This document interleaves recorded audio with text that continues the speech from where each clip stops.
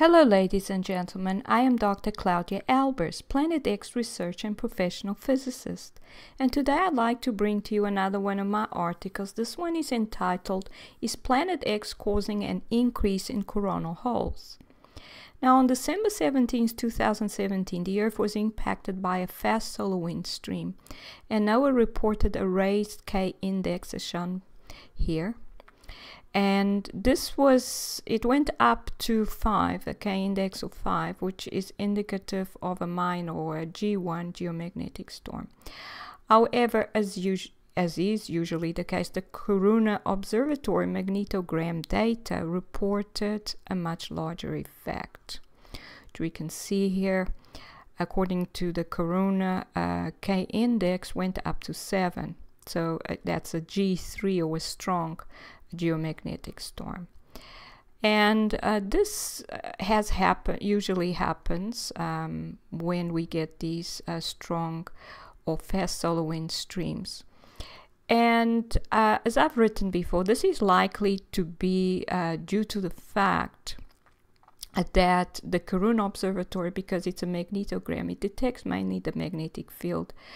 And whilst the K-index as reported by NOAA is just due to the solar wind data, and the magnetic field in the solar wind may be different to what the Coronal Observatory may be detecting, because that may be due to the presence of a stellar core outside of Earth's orbit, but close enough to the Earth to have a strong magnetic impact on the Earth's magnetic field. So this is a strong possibility because stellar cores cause coronal holes on the Sun, as illustrated here. So wherever you have a coronal hole, you have magnetic field lines that seem to be open. That is, they are perpendicular to the surface of the Sun. But we do note that magnetic field lines are never open. They must form closed loops, which means that the magnetic field lines must close somewhere. And the way they close is they actually are opened up because they connect to one of these stellar cores that are in the solar system, have been here, it seems, for at least a little over 100 years. And these objects are making magnetic connections with the Sun. They have strong magnetic fields, not as strong as the Sun's, but still strong magnetic fields. They pull on the Sun's magnetic field and they connect to it, and through that there is a transfer of particles. That is, they absorb plasma from the Sun, and the Sun ends up with their lower energy and old plasma, which is then accumulated inside the Sun. So solar plasma particles spiral along these magnetic field lines towards the stellar core, and along the returning field lines there will be particles from the plasma that the stellar core is able to boil off with whatever ionizing material it still has. Often they have very little, and so there is this particle flux connection that's made. Now when the stellar cores are close to the Sun, we can actually see the connections, and they look like solar tornadoes, and that is when they are in the Sun's corona. But when they are further away, that connection is not seen visibly, but we still see the effects, because what happens is because these particles move away from the Sun at high speed, the particle density in this area in the Sun where the magnetic field line is perpendicular to the surface of the Sun drops. And that leads to the production of a coronal hole, which will look darker in X-ray and ultraviolet images than the rest of the surface of the Sun. So these objects are leading to the formation of these coronal holes on the Sun. Now the fast solar stream when the Earth is being impacted by it, will ionize the Earth's ionosphere and induce currents in the Earth's interior, which will lead to increased seismic and volcanic activity. And these are the references where I showed that earthquakes are electrical in nature. And yeah, so I will show you these in the rift. I don't remember what they are right now. Now, in addition, the presence of stellar cores close to the Earth will induce currents in the Earth's mantle as well, and thus also lead to increased seismic and volcanic activity. But in addition, because of the strong magnetic effect, they will affect the Earth's magnetic field and the Earth's magnetic poles, and thus lead to an increased Earth wobble, which in turn may lead to tidal events, such as the ocean receding from coastlines, and freak waves and freak winds are also likely.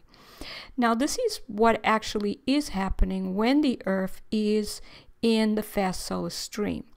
It is possible to see a coronal hole and the Earth not being impacted by the coronal stream, because at that time the connection made with the stellar core is such that the Earth is not in it, in that actual stream. But when it is in the stream, the Earth will be impacted by the fast solar wind. And of course, the stellar core may be, it doesn't have to be right close to the Earth. The astronomical distances are huge. It may be further out, say Mars, Jupiter distance, and still the Earth would be impacted by this solar wind stream. Then when the Earth moves to this position, so it's in the returning solar wind stream, what will happen then is the Earth will, well, the solar wind detected by the satellites that are between the Sun and the Earth or in orbit will detect a much slower solar wind than usual, because it will be opposed by the particle flux transfer coming from the stellar core towards the Sun. Now, the current coronal hole is viewed in a recent GO satellite X-ray image, which is shown here, seems to cover more than half of the Sun's surface. That is the Sun's surface that's facing the Earth. And this seems to be a sign that these coronal holes are increasing in size. And in fact, if we compare images, so let's look at some other image. This one is also from 2017, but it's from December 11th. As you can see, the percentage of the surface of the Sun covered in the coronal hole is slightly less than in this one, but not much. This is one from 2016. Again, we see a large portion of the Sun's surface here covered in this coronal hole and some there. But if we compare these two images with what we had in 2012, you can see a very small coronal hole here. This one is from May and this one is from March. Less than 10% of the Sun's surface facing the Earth seemed to be covered in coronal holes at the time. And if we compare the size of the corona in 2017 with the size in 2012, and I mean the coronas can be seen around the edge of the circular outline of the Sun, you can see there's a large difference. It's very small here. It was a little larger in 2016, but definitely the comparison between 2017 and 2012 tells us that there was a large difference in what was happening with the Sun. So it appears that the size of the coronal holes on the Sun has significantly increased since 2012. This increase in the size of the coronal holes was already apparent in 2016, but it has intensified in 2017. This increase in the size of the coronal holes is likely to be associated to a greatly increased number of stellar cores arriving at the Sun and making magnetic connections with it. And then since the solar surface covered in coronal holes has increased, the fast solar wind streams impacting Earth are expected to increase as well. And since these lead to increased seismic and volcanic activity, it is to be expected that these will be increasing as well. I mean the seismic and the volcanic activity. Now, since the Earth is being impacted at this time, so December 18th, 2017, although in UTC time it's This map is actually from December 19th at 00 UTC. Well, an increase in earthquake activity is to be expected, and as we can see from this map, a lot of earthquakes have been occurring in the last few hours. A lot along here, Japan and Indonesia, quite a few. We always have quite a few there, and there's one in west coast of South America, quite a few in the United States and Alaska. And this one's just off the coast of Canada. Quite a lot of activity along the Ring of Fire.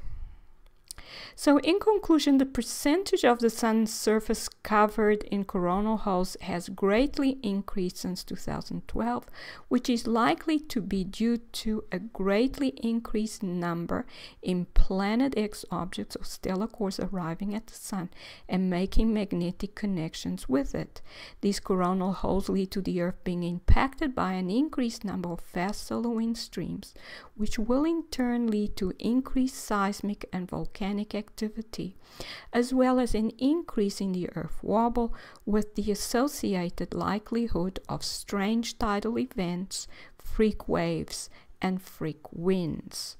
This is Dr. Claudia Albers, Planet X physicist. Thank you for watching.